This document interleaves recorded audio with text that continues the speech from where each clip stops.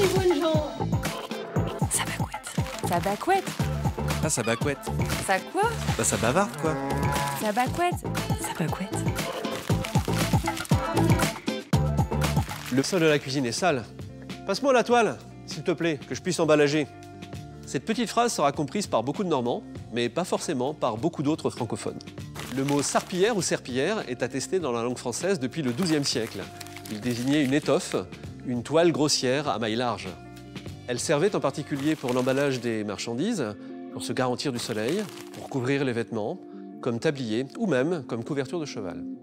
Depuis la fin du XIXe siècle et le début du XXe siècle, le mot serpillière s'est spécialisé au sens de pièces de toile épaisse servant à laver les carrelages, à éponger.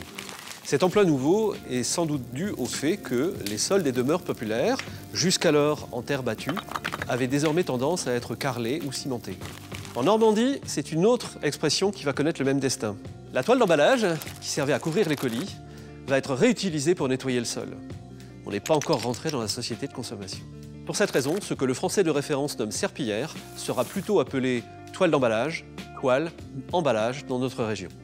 Toile d'emballage se rencontre dans le Bessin, la plaine de Caen, le Lieuvin ou l'Eure. Toile s'emploie partout et emballage dans l'Orne, le Pays d'Auge et l'ouest de l'Eure.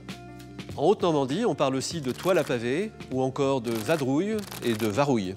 Il existe d'autres appellations moins répandues, comme chic et boisson dans le Cotentin, la forme médiévale toile dans le Lieuvin, ou encore la pouque, forme dialectale de poche, qui désigne en particulier le sac de pommes de terre, réutilisé ici comme serpillière.